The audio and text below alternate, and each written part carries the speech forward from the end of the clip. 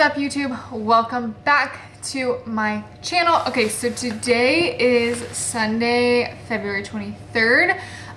So tomorrow's Monday. That is when you guys will be seeing this. But this week, so I have been doing my fat loss series, which if you have missed any of those videos, I would highly recommend checking those out. The first one was covering, are you ready to go into a fat loss phase? The second one goes over details on exactly how to determine the calories and protein that you need to lose body fat. And then the third one goes over the science of scale fluctuation. So I'll put all those in the description box.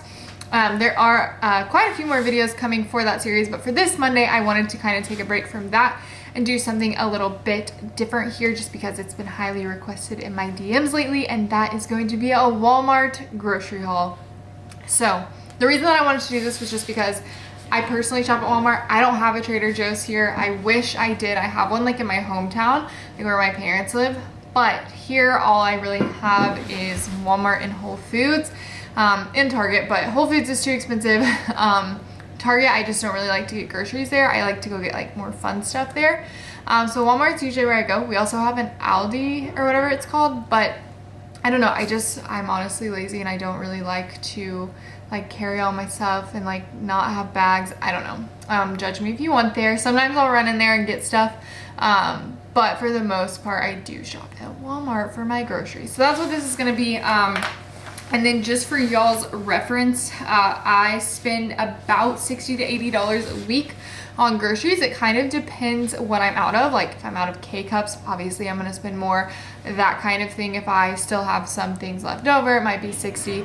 But that's going to be this video. So it's just going to be quick. Hopefully it's helpful, and excuse my outfit. It is so gross out today. It's rainy and cold and I don't feel like changing. So this is what we're doing the video in.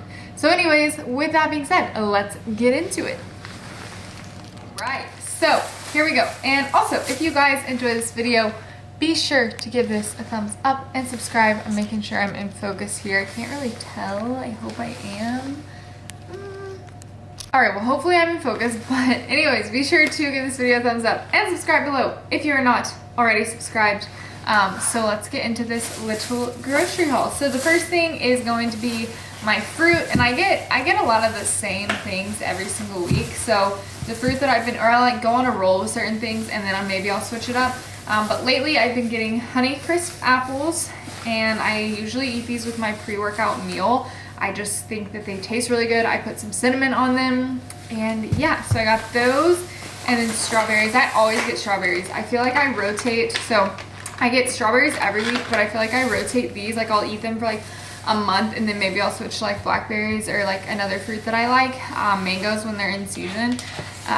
But yeah, so that is the fruit for the week. I like to cut up strawberries and I like to put stevia on them because, I mean, why not? Because it tastes so good. When I was a kid, my mom would like put sugar on our strawberries, so I guess I kind of got that habit from that. So that's my fruit. Next we'll move on to carb sources that I got. And I will say there are some things that I already had, which I'll talk about at the end. But either way, it's like, you know, sometimes you already have certain things, sometimes you don't. So it ends up kind of evening out price-wise anyways. But sweet potatoes, and then I also got butternut squash, which I think it's in this bag. So I like to, so say I'm like in a dieting phase, I will stick to butternut squash because it's more filling. Like you get more for less, or you get more food, yeah, for less carbs. And it reminds me a lot of sweet potatoes, but right now I'm like reversing, so I have quite a bit more food. So I got some butternut squash pre-cut because I'm lazy, and I got 2 sweet potatoes. That way I can kind of decide which one. I'll just go ahead and prep both, and then I'll decide like obviously the day when I eat it. And then other carb sources, we got some Cinnamon Toast Crunch. I really, basically how I kind of follow my diet, whatever, I would say is kind of like 80-20. Like I fill most of my day with like whole foods, lean proteins, veggies, whatever. And then I do though eat things like cereal, whatever, pancakes. I have like Kodiak cakes in my pantry. Cinnamon Toast Crunch is just a really good one because Well, actually, it's probably not the best out of all of them because the fat is like a little bit higher. Whenever I look for cereals, I like to look for like all carbs. That way, if I just like have all carb macros left, I can just fill it. But I mean, 4 fat isn't that bad. So I usually get that one. And then other carb sources, we got oatmeal. I always get the big Quaker quick cooking oats. This is how I make my protein oats. I will say again here, this is something that I rotate. So like sometimes I'll get oats and then sometimes I'll go on like an English muffin kick. Right now, I'm not on that little kick because my carbs aren't quite high enough yet. I'll probably get there. There was a time when I was doing like 2 English muffins every day for lunch. So I probably will start getting those again soon. But right now I got some oats and then I have some bread in my fridge for like if I ever did want to make like toast or protein French toast or something. But these are like an all-time staple. These Joseph's pita breads. And I mean, I guess you could call them a carb source, but they are 1.5 fat, 9 carbs, 6 protein, and 2 fiber. So really good macros, and I like to do like little, like I'll cut the pita in half and stuff it with like my barbecue crock pot chicken, things like that, and it's really, really good.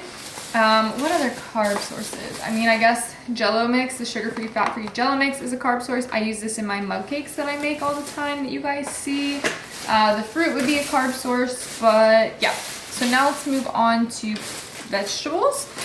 So we got Brussels sprouts. I always get 2 bags of these and I roast them in the oven for meal prep. So we have those. We have broccoli, which I also roast in the oven. I go ahead and prep these ahead of time. And then mushrooms and lots of zucchini because like every single night for dinner, I usually do a stir fry with like mushrooms, zucchini, and then some of my prepped Brussels sprouts pretty much every single night. Let's see, what other veggies? I think that might be all the veggies I got. Yeah, that's all the veggies. So now moving on to proteins. I have chicken breast in my freezer from last week that I didn't end up using, so I will probably thaw that tonight. And I'll make some barbecue crock-pot chicken. I just use like a sugar-free barbecue sauce for that. So that is something that like if I would have been out of, I definitely would have gotten. I always get chicken for that, and then I pick one other like meat source or whatever because I keep fish in my freezer as well.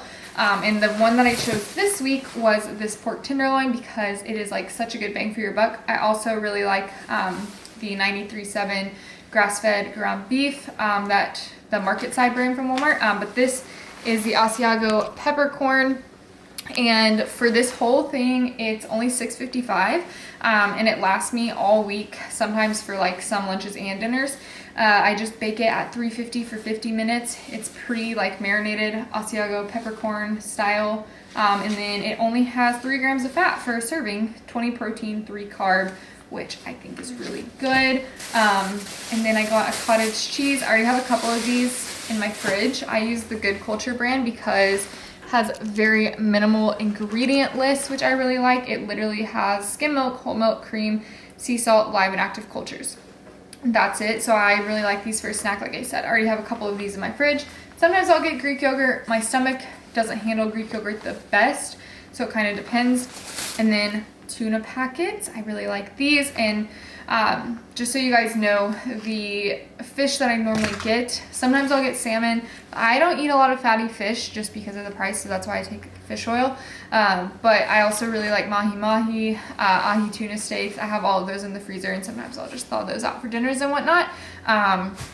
But I buy those in bulk so I don't run out that often. And then let's see what else I got. So these are 2 things I got for meal prep purposes. So my aluminum foil and my cooking spray. What I do to roast my veggies is I line a baking sheet with aluminum foil, which I know some people think that's, well, it probably is bad, but that's what I do. I'm sure you could use parchment paper too. And then I spray it with some cooking spray, like really lightly, and then I season it. So that's how I cook things. For anybody who is wondering, I honestly like never do just oil. And then I got some more of my sugar-free teriyaki sauce. This is what I use for all of my stir fries. And this is the brand that I love for barbecue sauce. It's G. Hughes.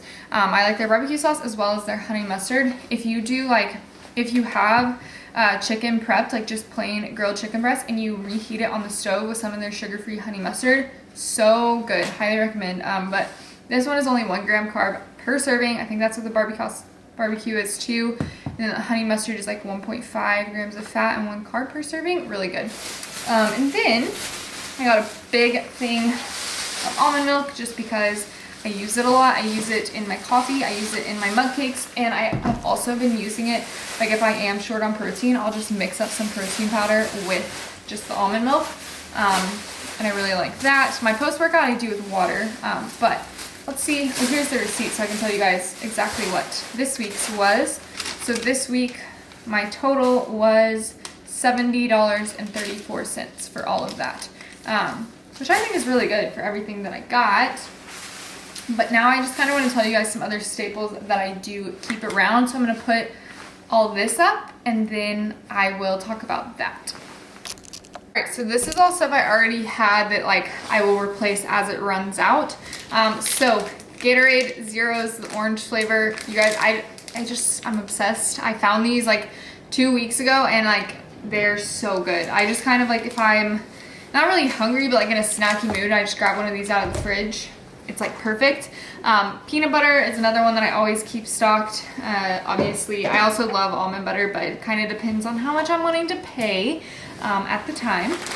Pop chips are really good, just like snack option. I love the pop chips. The macros for these bags are 3.5 fat, 16 carb, 1 protein. So honestly, you don't get very much with it. So it's kind of like if I'm really in a snacky mood, I'll eat those. Egg whites are something I like to keep just in case I need a straight protein source. Rice cakes, I like the white cheddar and the chocolate because these I do with like the tuna packets. Chocolate I either do with like peanut butter or sometimes I'll make like a protein spread to put on top. And I guess that's another thing I always keep stocked is like my protein powders, my level 1, my post-workout, and my vegan protein. And then I always keep powdered peanut butter and cocoa powder stocked for recipes, mug cakes, things like that. Sugar-free syrup for pancakes. Obviously, avocados, I already had these from last week. That's something I always try to keep. And then this buffalo dip is something else that I use a lot. But everything that I just mentioned, you can get at Walmart. But yeah, so that's really it. That is basically what I always eat. And I mean, you guys see it whenever I do my full days of eating. But hopefully that was helpful. I mean, because even with like this extra stuff, obviously, you know, I don't run out of it every week, like I said, so that's not something that's in the weekly thing. And then maybe if I ran out of avocados one week, I didn't run out of something else. So usually I end up spending like $70 or so. Obviously if I run out of like laundry detergent and whatnot, that's a different story. But hopefully that was helpful. You could also probably save a little bit if you got your vegetables not pre-cut. Like I buy all mine in those little pre-cut baggies, but it saves me time and it's worth it to me. So obviously that is up to you, but I hope that this was helpful. If you guys have any questions about anything that I got, why I got it, really anything at all, feel free to comment below. And please be sure to let me know if you did enjoy this video. Give it a thumbs up if you did. Hopefully you got some kind of value or help out of it. But on Thursday, I think I'm actually on Thursday's video, I am thinking I'm gonna do a video on Opti Reds because I just did an updated video on the Opti Greens, and I have had some people ask me, you know, the difference between the two, which one like I would recommend, my experience with both. So I may do that. Obviously, you know, if that is something that you're interested in, you can stay tuned for that video. But then I'll have some more of my fat loss series, more full days of eating, more workouts, more fun things like that coming up. But thank you guys so much for watching, and I'm gonna stop rambling now, and I'll see you guys in the next one. Bye.